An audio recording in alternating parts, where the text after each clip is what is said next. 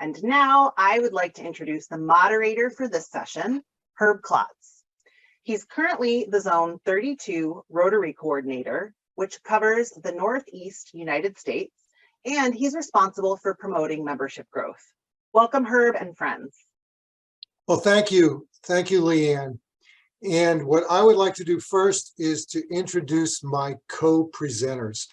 So first we have Louisa Horn, and Louisa is from Nova Scotia in Canada.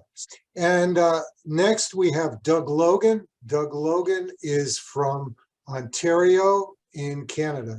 And finally, Terry Weaver. Terry is from South Carolina in the United States. So let's get started. As Leanne mentioned, this is going to be a three-part series. Today, we're going to be talking about attributes of successful and agile clubs. On the 28th of September, we're going to be giving a webinar entitled Work Smarter, Not Harder to Grow Your Club. And it is based on the premise that, which is true, which is every Rotary Club is different. And really what we need to do is focus on where our opportunities are in our club to grow. And we're going to talk to you a good bit about that in September. And then finally, on November 9th, we have a webinar entitled What Comes Next? Now, today we're talking about Agile clubs. In September, we're going to be talking about what makes your club unique. And we're going to pull that all together in November with a final webinar. And we hope you're able to join us for all three of our webinars. So the next thing I want to talk to you about is, okay, we're here to talk about membership. Well, why? Why grow membership? What is so important about membership in Rotary? And of course, the reality is our most important asset in Rotary is our members. We are a membership organization, and our product is service. And what we've learned is there are a lot of different things we can focus on in Rotary, but if we focus on membership and membership growth, a lot of the other things will fall into place just naturally, because we'll have more members, we'll have more ideas, and we'll be able to make a greater impact. So next, what I'd like to do is I'd like to involve our three panelists a little bit in the discussion before we get into the discussion on attributes of growing and agile clubs. And first, I'd like to ask Terry a question.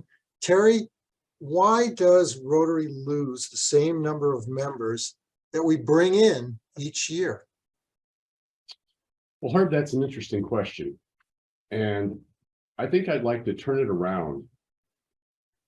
Let's ask Terry, why does Rotary bring in only the same number of members we lose each year? Well, in my opinion, it has to do with Rotary's biggest enemy, which is not Kiwanis. Our biggest enemy is complacency, underscored by a statement like, our club is just the right size. We just want to stabilize our membership. And that's because we have a break-even mentality rather than a growth strategy. And you know what happens if you don't have a growth strategy? You shrink. Happens in a business, happens in a Rotary Club. See, here's the deal. If you have a break-even mentality, if your entire aspiration is break even, you'll hardly ever overshoot that. And you'll more than seldom, you're going to fail, resulting in a net loss of a member or two. So the next year, same plan, same strategy, lather, rinse, repeat. And guess what? Same outcome, a net loss of one or two members. So why does Rotary bring in only the same number of members we lose each year? Because we have this break-even mentality rather than a growth strategy. A break-even mentality will always result in a shrinking organization. Now, it's not that there aren't more prospects out there. If we can find 160,000 new Rotarians in a year, we can find 170,000. We just stop short when it looks like success is in sight. And then those last-minute terminations catch us by surprise. So I really think complacency is the culprit. We just need to set our sights higher. All right, well, thanks, Terry. And now I want to get Doug involved a little bit. So Doug, here's a question for you. What can clubs achieve with clear goals and individualized data? So what we want people to be thinking about is working smarter and not harder. And what we mean by that is that we think the actions that the clubs should take ought to be built on that club's unique history, culture, and community. Generic strategies that don't account for those differences may not be that helpful. So let me give you a few examples to illustrate what I mean by that. In the form you filled out to register for the seminar, you asked a number of different questions. One of those questions was, why are you telling us the same answers every year? If it works, our membership should have grown. Well, I got curious about that person in that club. I don't know him or her or where their club is, but I was able to learn that that club loses 4 members per year more than they bring in. Something is causing members to leave. In contrast, another person asked, how do you get diversity of membership when the community you're in is very homogeneous? Again, I don't know that person or that club, but I did find their data, which shows that they've actually been growing a little bit every year over the last few years, which suggests maybe they don't have the problem that they think they do. A third club asked, was asked how online clubs can better connect with their members. Well, this is a 3-year-old passport club, and believe it or not, they bring in 11 new members every year for each person that they lose. So when you think about, and when we think about working smarter, we mean to focus on understanding your own unique circumstances and creating solutions that make sense for you, not another club with different problems. Finally, keep in mind that old saying that someone said, we can do anything we want to do, we just can't do everything. So we need to be strategic about what we do, especially for those of you who are in smaller clubs. In a few minutes, Herb is going to spend some time talking about the results of the survey we completed and the 5 attributes of successful and agile clubs. And what we want you to do is not to be afraid to pick and choose and adapt and find the best way to make them work for you. Thanks, Herb. Thanks, Doug. Okay, and one more question for Louisa. Louisa, why do some clubs seem to thrive even in the face of a pandemic? Such a great question. And we know that despite what many clubs have experienced, a lot have actually been able to thrive and grow.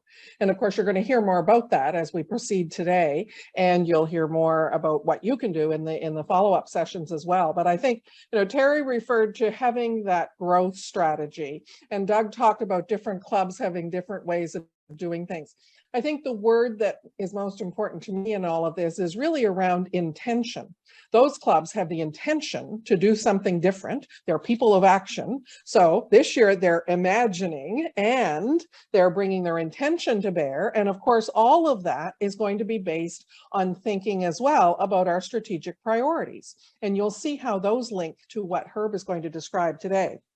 And I've taken those strategic priorities and just reworded them a little bit because it makes it easier to remember. I like to have easy ways to remember things. And so the 4 strategic priorities that Rotary has, I've made into an acronym LEAD. And let's just quickly look at what those are. The L is actually for leadership, but leadership for impact. If what we're doing doesn't have impact, our intentions need to adjust a little bit to make sure that they do. E for engagement. And you'll hear some ways that people did some creative things for engaging their members even during a pandemic. And then of course, A is for being agile, adaptive. We've all had to do that. And some have done it in ways that have been more effective than others. So you'll hear a bit more about that today. And then finally, D, I adjusted this one a little bit. The Rotary priority is around reach, but I think reach in particular for us needs to include all of the lenses of diversity. Plus that gave me the word lead, so that was another reason to change it. But having that lens of diversity that covers all kinds of different types of diversity, as Doug said about the club that said they were in an area where there wasn't much. There always is, whether it's gender, age, education background, career type, so many ways we can look at that. So we're going to drill down on some of those over the next couple of sessions a bit more. And now you're going to have the opportunity to hear the specifics about the 5 attributes from Herb. Well, thanks a lot, Louisa. And as Louisa, and thank you, Doug and Terry. And they'll be back at the end for the Q&A. But now what we want to do is we want to, for the next 15 to 20 minutes or so, talk to you about attributes of successful and agile clubs. Now, this isn't just our opinions on this. This was based on a study that we did last year. Now, that study was done across Rotary zones 28 and 32. And just to remind you, that is the Northeast United States, virtually all of Canada, the state of Alaska, and the state of Michigan. And it's over 2,000 Rotary clubs in those 2 zones. And what we were doing was we were looking for clubs that had grown significantly during the pandemic year.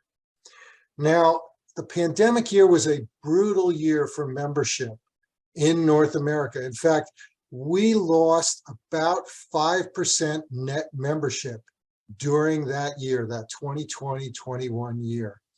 And yet these clubs used the pandemic as an opportunity for growth, not as an excuse. And so we wanted to learn more. So our simple criteria was we looked for clubs with a growth of 5+ net members in that year. And then there were about 90 of those clubs. And we sent out an 11-question survey to whoever was the president of that club during that year. And we got us over a 60% response rate to our survey. So what I'm going to be sharing with you over the next 15 minutes is results from about 55 clubs. So it's not my opinion, it's survey results from about 55 clubs. Now we asked open-ended questions, and what we did then was take the results back and aggregate the results. And what surprised us was how easy it was to identify these 5 attributes. So the 5 attributes were: number 1, strong leadership; number 2, many events and projects; number 3, visibility in their community; number 4 is what we call active, intentional member engagement; and number 5 was, well, they had clear goals and a growth plan. It didn't happen by accident. So what we're going to do now is go through, deep dive each one of these 5 attributes. The first attribute is leadership. Now, when we talk about leadership, what we're referring to, or at least the style of leadership that these presidents exhibited, was what we'll call servant leadership. They understood the interests and the needs of their club members and of their communities. They worked together to identify what were the best solutions for many of these issues. And of course, it wasn't a one-person decision. It was come to by a group of people. We did a Zoom interview with about 7 of these club presidents. And the good news for you is, well, you're going to hear more from me, but you're also going to hear from them. So let's hear a little bit from some of these club presidents about what they had to say about leadership.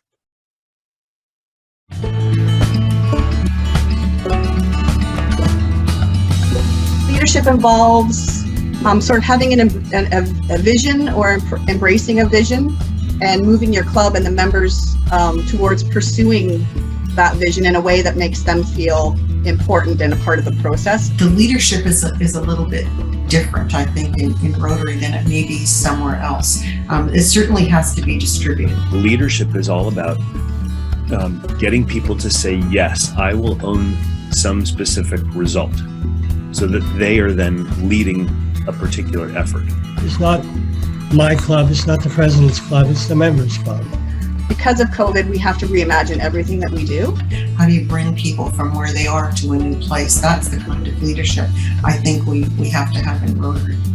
It's really important in order to do that, that you be able to listen and to be fluid with what's going on with other people in your community. And we're here for the community. So just constantly thinking about that, to me, that's what leadership meant to me. Okay, the second attribute was these clubs were active in their local communities. They held many highly visible service projects. Now, sometimes we hear about clubs that have one big project that they do during the year. Well, that really wasn't the case for these clubs. They were active. They were doing things monthly and sometimes more frequently than monthly in their communities. Over 2/3 of them indicated to us that their events and their service projects, they use them to target new member attraction. So while, having service projects is a very important foundation for growing a Rotary Club, if only Rotarians attend those events, well, the chances of growing your club aren't as good. And so they use these events to target new members. And what a great way to learn about a Rotary Club is through one of their service projects. In addition to that, several of the clubs talked about holding member informational events or Rotary informational events, and some of them were in a park, some of them were on Zoom, purposely targeting people in the community to learn more about Rotary and find out if they would be interested in joining. Now, the next attribute that I want to talk about is visibility in the community. Well, now, if you have all these service projects and all these events that you're holding and you've got a really fun Rotary Club, well, everybody needs to know about it. So making sure that others know what you're doing in your community. Now, the survey results were very clear on this. Now, while many of the clubs talked about many different ways to promote public image in their community, by far, the most prevalent example that they were providing in the surveys was use of social media. It was probably about 80% of the responses when we looked for the visibility in the community category. Now, what I want to do now is I want to tell you a story. One of the things, I've given this talk many different times, and one of the many times after I give the talk, a president of a small club comes up to me and they say, Herb, we're a small club. This is all great, but we can't focus on all these things. What should we focus on?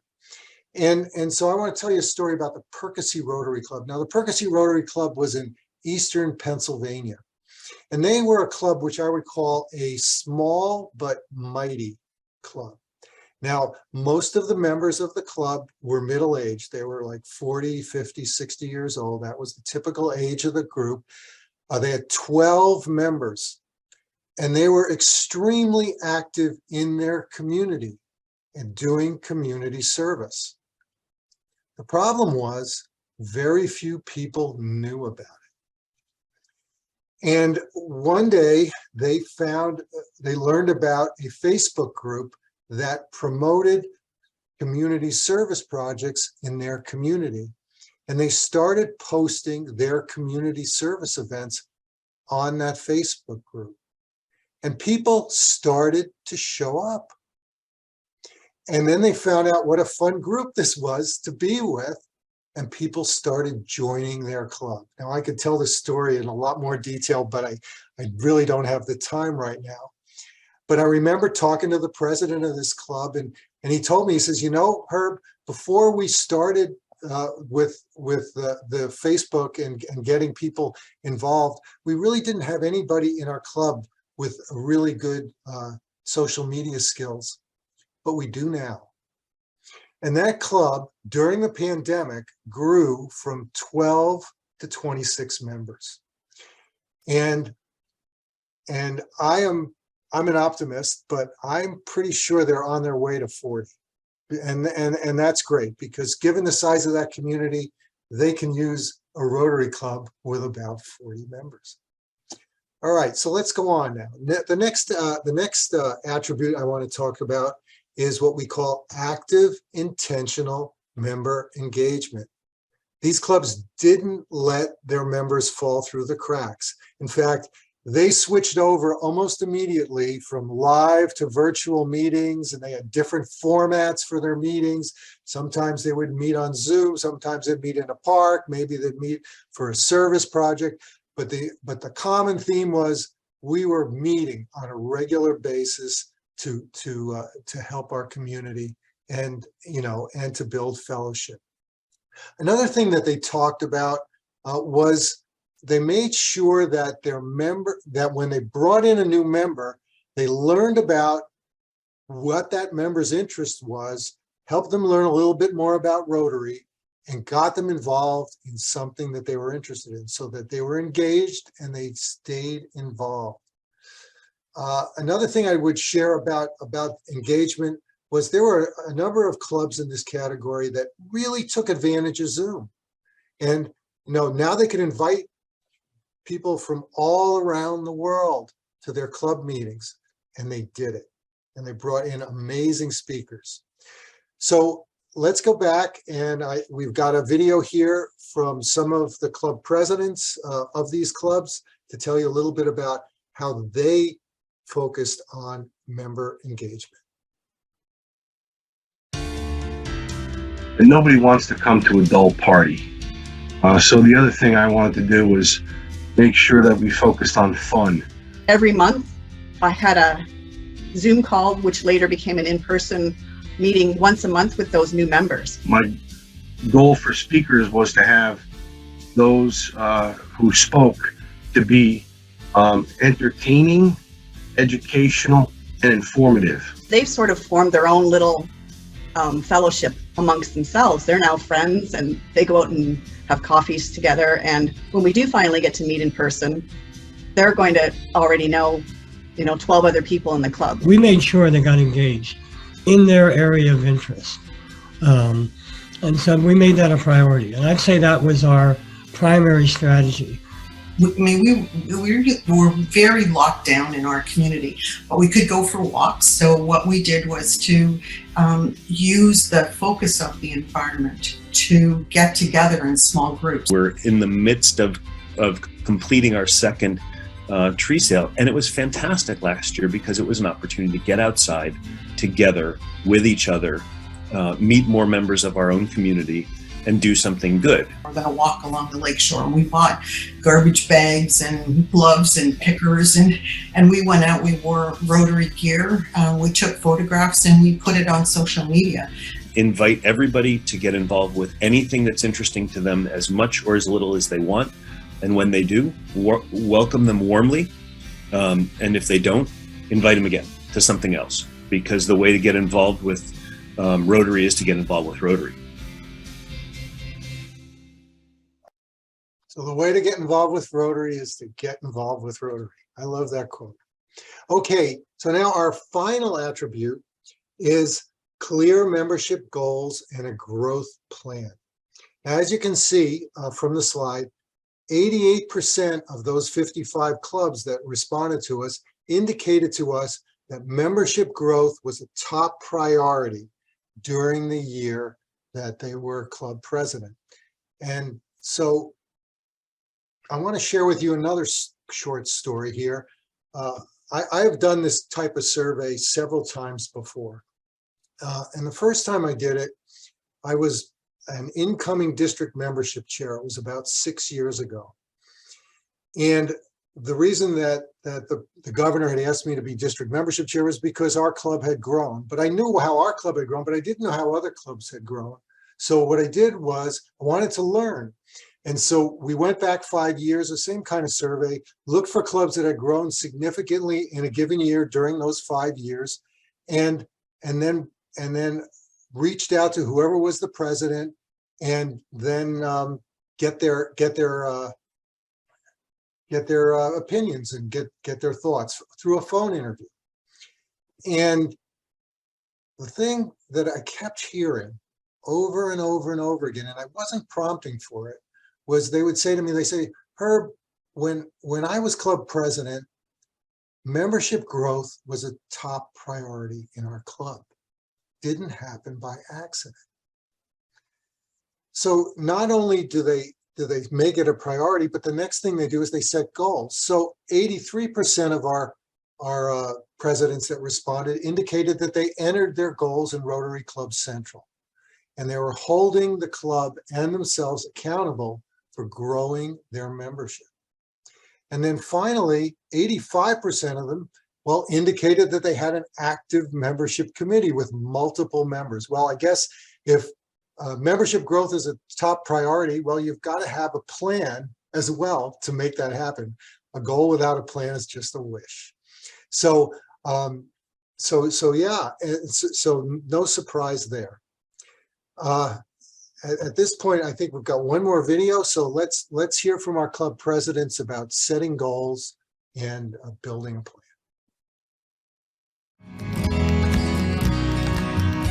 We made membership a priority during the pandemic year because it happened to coincide with our centennial. Membership was a priority to me before I knew we were going to be having a pandemic throughout our entire year. And 3 years ago, we established 4 strategic goals for that centennial, and one of them was to grow membership in our club.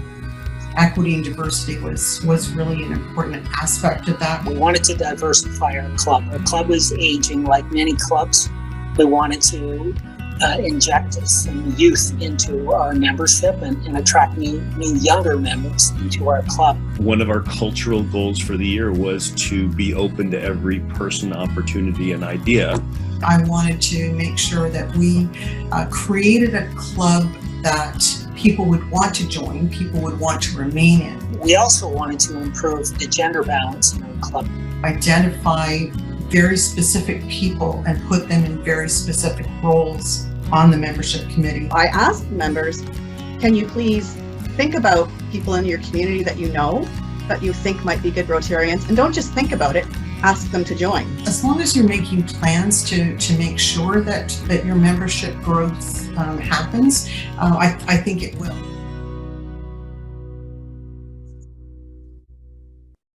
Okay, well, now in summary, the 5 attributes that we identified through this study of 55 Rotary clubs that had grown were strong leadership, many events and projects, visible in their community, they have active, intentional member engagement, and they had clear goals and a growth plan.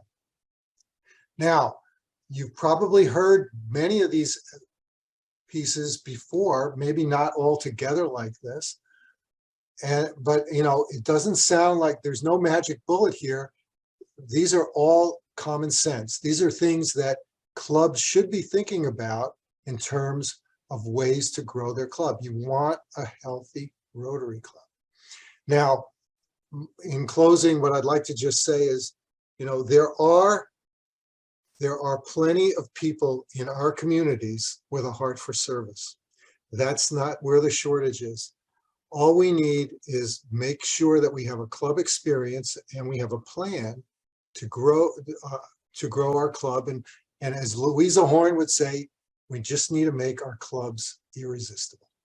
So thank you very much. And it's time for questions.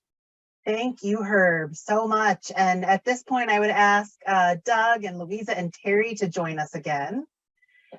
This is a chance. We've gotten so many great questions and comments throughout the webinar, and we're going to try to answer some of them.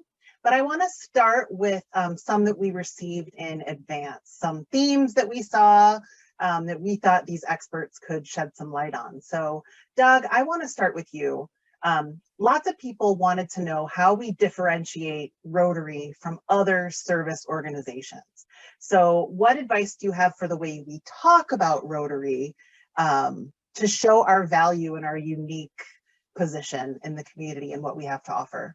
Well, the first part is to say that, as Herb showed when he described the 5 attributes, one of the keys is simply to be seen to be busy doing in the community. But more than that, we can think about creating value as a process of starting to sell what people want to buy instead of a product that we have to sell. So what that means is that we can engage members and potential members in a way that helps us learn what they want to accomplish, the needs that they might want to get satisfied, or even problems that they might want to solve. And then what we do is adjust our priorities to satisfy those. In other words, instead of trying to convince people to fit into our box, why not create another box or even a set of new boxes for people to occupy? And finally, again, the irresistible word one more time, if we focus on creating a delight-filled membership experience that helps people grow, trust me, the word is going to spread because they're going to talk about it. And if you're seen to be that kind of an organization, that kind of group of people, others are really going to want to become part of it. Thanks, Doug. Terry, this question's for you. Some folks wanted to know if you had a radical template, a radical idea for how a club could structure as an alternative for an alternative for clubs that are losing members, that have a diminishing membership. Great question. And of course, the Council on Legislation in 2016 and 2021 both enacted flexibility provisions in the Rotary membership. How about a club that has no meeting? How about a club that has no meal? No bell? No pledge of allegiance? No invocation? No speaker? That club would be called, in this part of the country, an impact club. An impact club is a specific type of companion club, an extension of your club, sort of a service corps, and all those members do is community service. So their Rotary experience is focused on, we'll meet to plan a service project, we'll meet to do a service project, but we don't need all that other stuff. Really good example of what Doug's talking about. Let's provide a product that meets them where they are versus try to jam our product down somebody's throat. Thank you, Terry. Louisa, so many people had questions about recruiting more women or more underrepresented people. So what advice do you have for helping people reach beyond our typical recruitment circles to build these new relationships? Right. Thanks for that. I love that question. And it begs the start to be, well, what do we mean by typical? What do we do now? We each invite people. We have some events focused on members. We go out and talk to people in other activities that we're doing. Pretty typical stuff. We need to keep doing that. And if it's working, keep doing it. But we also need to think about those other ways of connecting. Doug mentioned adjusting things to be more able to enable the passions of the people that you would like to have involved.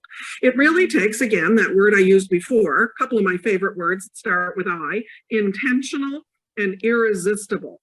And then to model that for real. So if you want to attract people that come from a different background, or you want to attract people and be irresistible to people that have different interests, then you need to show that that's actually part of what your club is all about and that you really do want to do that. And looking at some of the older ways that perhaps have been traditions, not that we want to end all the traditions, absolutely not. but look at how to balance those with the kinds of things that will be truly irresistible to people in the future. So we know there are lots of different kinds of alternative clubs. We'll be talking about that. There's lots of information out there about those. Lots of flexibility, as Terry mentioned. All of those things become part of an overall strategy to be intentionally irresistible, not to be out recruiting people. I don't even like the word recruit. It sounds like we're trying to talk people into something. We need to be so attractive and so irresistible that they want to be part of what we're doing. Thank you, Louisa. Herb, question for you. What advice do you have for restarting and re-energizing a club that has fallen to fewer than 10 members? Well, thanks. That's a great question, Leanne. I kind of alluded to that a little bit during my presentation. I talked about a club, the Perkins Club, that had 12 members and has pretty much, well, more than doubled in size since that time through the pandemic. And really, what did they do? They focused on their assets. They, you know, when you're a small club, you need to really, really understand what are your assets, and then maybe one or two of these attributes that we could focus on to help grow our club and expand our assets. So I want to tell a different story now. I want to tell a story of another very small club. This club was from New Hampshire, and this is a completely different set of assets that this club had. But basically, the president who was coming into the club, the year before he was president, 3 key members of the club left the club because of life happens events. And this club was down to 9 members.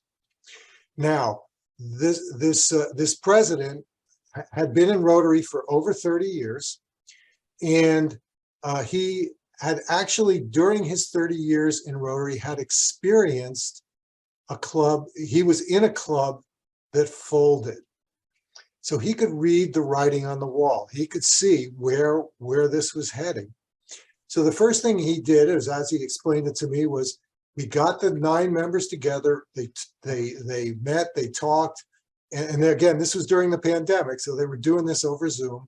They set a goal to double their membership. Well, this president was very involved with youth exchange. And he had hosted, him and his wife had hosted many, many youth exchange students over the years. And what they decided to do was to make their Zoom meetings irresistible, as Louisa would say. And he would invite back his past youth exchange students to be the speakers, and they would talk about how Rotary had totally changed their lives. And then he started inviting other speakers as well. But he didn't just have that for the Rotarians in the club. Well, as he explained it to me, well, they would normally have a fundraiser and they would go around to businesses and ask them for sponsorships. Well, this year they weren't having a fundraiser. So what they did instead was they asked these businesses to join a Zoom meeting. And he also asked people on the school board and different other members of the community. And you know, it worked. They doubled the size of that club in 1 year. And I looked again, and they're holding on to those members and still continuing to grow. And of course, now they've diversified their base, they have more skills, and they're able to grow. So that's another example of a small club that turned it around. So thanks, Leanne. Yeah, with very intentional steps. And they didn't try to do everything. They picked something very specific. Thank you so much, Herb. Great example. Terry, we got a couple questions like this, and I'd love for you to tell us, you know, why is moderate membership growth the goal? Why not aggressive membership growth? Great question. You know, when I'm not doing this or playing with the grandkids, I have a little encore career part-time coaching small businesses. And you would be astonished at how much a small business of 30 employees looks like a Rotary Club of 30 members. They succeed for all the same reasons, they fail for all the same reasons. And I advise my clients, let's grow at a rate that we can accommodate. Let's grow at a rate that we can tolerate without the wheels falling off. I've seen countless scenarios where a business went out and got a whole bunch of business and absolutely swamped out their ability to deliver. I've seen clubs do the same thing, go out and grow by 50% in the course of a year. And I don't know how you do that. I don't know how you absorb a 50% increase in membership and get those people engaged and involved and invent service projects fast enough to absorb that kind of surge. So my suggestion is, let's go at it without flash, without sizzle, consistent, moderate membership growth.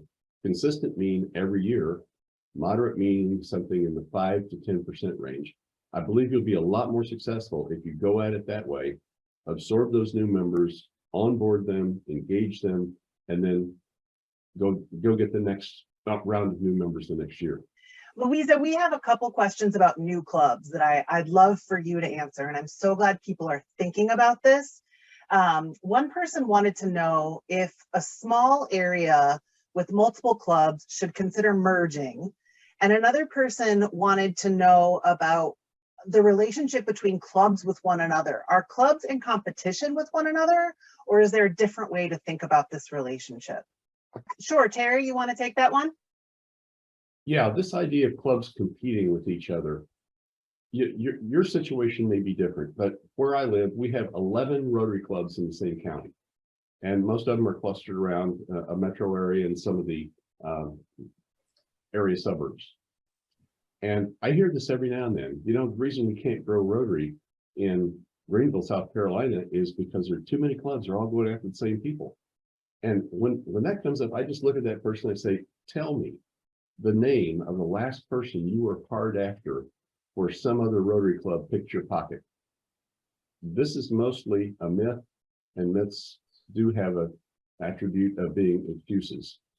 Our penetration is so low in any market we're in, less than 1%, 0.5% of the available population is in Rotary.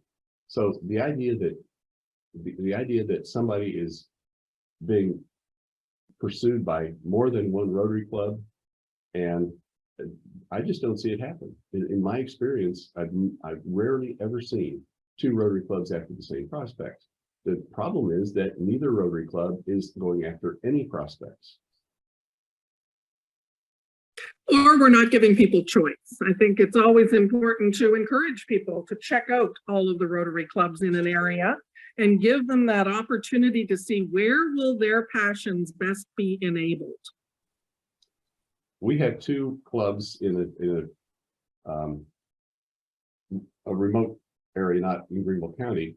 One of them's a breakfast club, one's a lunch club. They do their membership events together. When they're doing a membership information hour, they invite the prospects together because, frankly, a prospect for a breakfast club and a prospect for a lunch club are two completely different people. They don't compete at all. The product is different. Louisa, I'm so glad you're back. Is there anything else you wanted to add to this idea of clubs in towns and how they can support one another? Well, I think we're going to talk a little bit about what clubs need to do as far as looking internally and externally. And there may be situations where more collaboration makes sense. In fact, I think it's very powerful when clubs in an area do work together. We see more of that than we used to, I think, in the past. And so I always encourage that. I know of clubs that even share a committee. So, for example, several clubs in one area that I know of have a common international services committee. And that's a very effective way to both leverage funds, leverage leadership and people, and show the community a level of collaboration that they may not be used to that can also be very engaging for people. So it's, again, as Doug said earlier, create some new boxes. Well, we're going to go to Doug right now because a lot of people talked about wanting to change, but having people standing in the way. And Doug, I know you're an expert in the growth mindset and thinking through this. So I'd love for you to give us all ideas of when you and groups of people are excited to change, and there's that group that just won't budge. So a very long time ago, when I still had all of my hair and none of it was gray, a very wise older man taught me a powerful lesson that has stuck with me. And essentially, the nub of that lesson is that any effective organization that is truly diverse needs to have all kinds of personalities. And that includes people who want to hurry up and change and people who don't want to change at all. And our responsibility as leaders, we have to find the sweet spot that exists in the middle of those people and manage it to move forward. There are quite naturally people who don't want to change, and quite frankly, they have every right to stay the same. The problem that happens with many of those people is they believe, too many of those believe that their right to stay the same means nobody else can do things differently. So we have to find ways to work with those people. Maybe it's a traditional group within a club or a more traditional club to help them understand that they have a right to stay the same, but they don't have the right to get in the way of other people who want to do things differently. And it's a piece of the point that Terry made earlier on, which totally resonated with me because I agree with him, is the change needs to be at a pace that makes sense to you and your group and in your community. His example of 5 or 10% is a really good way of looking at it. Take it on at a way that works and not be afraid to be going slowly as long as it's intentional and it's persistent. Can I add to that one, Leanne, a little bit? Yeah. Yeah, so the other thing that we didn't have time to talk about today, which I think we will be doing probably in our third presentation in November, is another way that traditional clubs can grow significantly, and Terry alluded to this with the Impact Club discussion, is creating an alternate experience. Okay, and you know, a very traditional club who really likes their lunchtime meetings and their fellowship can create an alternate experience for people that would be at a, you know, and it may not even be as Terry says, it may not even be a meeting, but it might be a happy hour, it might be something like that. And then they work together on service projects and things like that. So that's another way to think about the problem as well.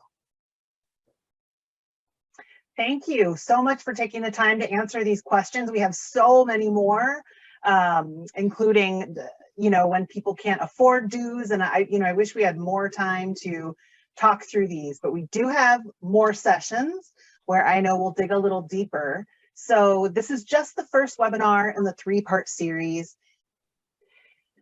Thank you everyone for making the time to be here today. I know it's not convenient for all of you, so we're really, really pleased that you were able to join us. And to our panelists, really wonderful learning from you today. So hope to see everyone in the next webinar. Thank you so much. Bye.